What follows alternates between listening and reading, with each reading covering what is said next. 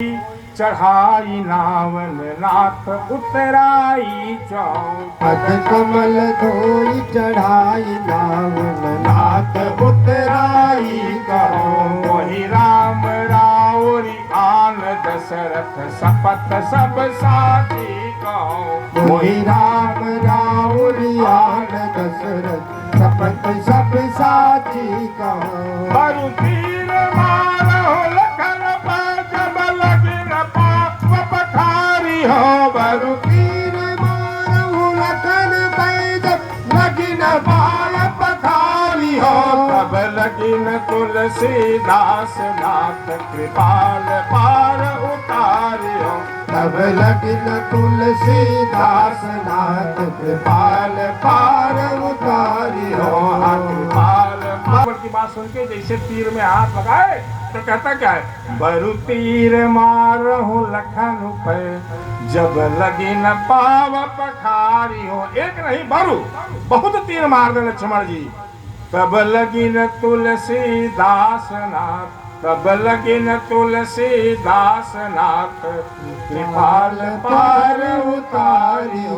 जब तक बहुत तीर भी क्यों न मार दे मेरे लक्ष्मण जी मुझको, जब तक पैर नहीं धोऊंगा तब तक उस पार नहीं उतारूंगा। सुनी केवट के बैन सागर बिहस उठे। कैसे बिहसे? बिहसने मैंने क्या कहते हैं? बिहसने का मतलब कहते हैं हंसना। हंसने से जरा और अच्छा होता है तो खिलखिला के हंसना। एक मन ही मन जब आदमी हंसता तो उसको मुस्कुराना कहते हैं। एक मन से प्रसन्न होकर अति आनंद पूर्वक जब आदमी हंसे तो उसको बिहसना कहते हैं। मेरे सरकार जब से चले हैं तब से हंसे नहीं है।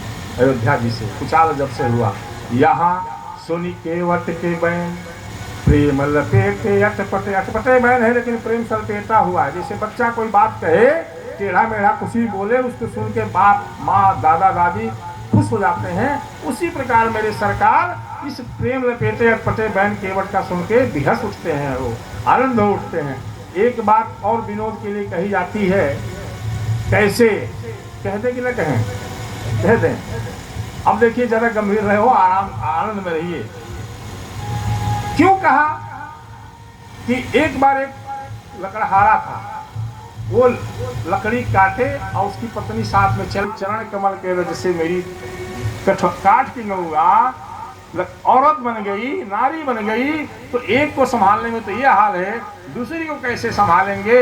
सुनी केवट के बैन प्रेम लपेटे अटपटे बिहसे करुणा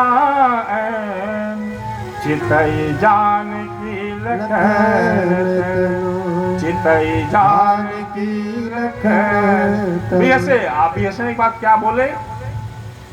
कृपा सिंधु बोले मुस्काई, कृपा सिंधु बोले मुस्काई। सो करु जेहि तब नावन जाई, सो करु जेहि तब नावन जाई। और फिर केवट राम रजाय सुपा और पानी भर के ले आया। क्यों? दो बात कही जाती है यहाँ पे। एक ये कि इनके चरण में कुछ ऐसा बूटी उठी है चरण के धूल में कि हमारी नाव कहीं सही में न बन जाए। नारी इसी लकड़ी की नाव है और लकड़ी की कठौता है, इससे परीक्षण हो जाएगा कि हमारी अगर कठौता नारी नहीं बनेगी तो कठौता नारी बन जाएगी तो चलेगा, परिवार तो पल जाएगा, तो नाव तो बची रहेगी। पहले यहाँ परीक्षण ले लें, उसके बाद नाव पे बैठाएंगे। पहली बात ये।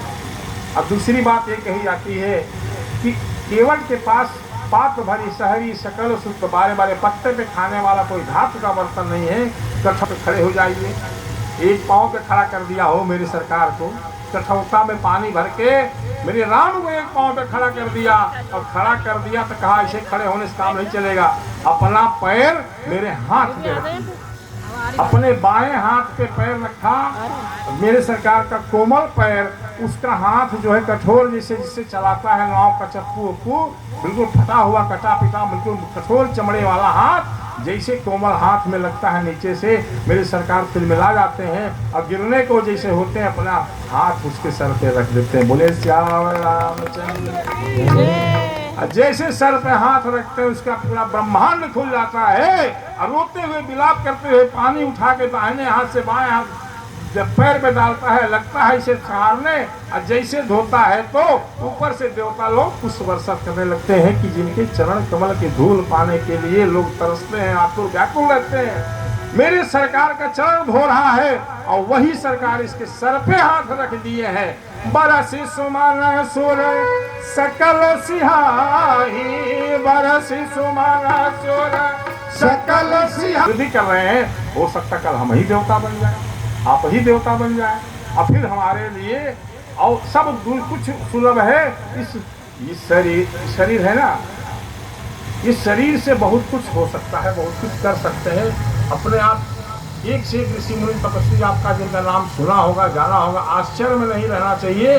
ये सत्य घटना है कि लोग कहाँ से कहाँ चले जाते हैं, क्या क्या नहीं पा जाते हैं। परम पूज्य प्रातः स्मरणीय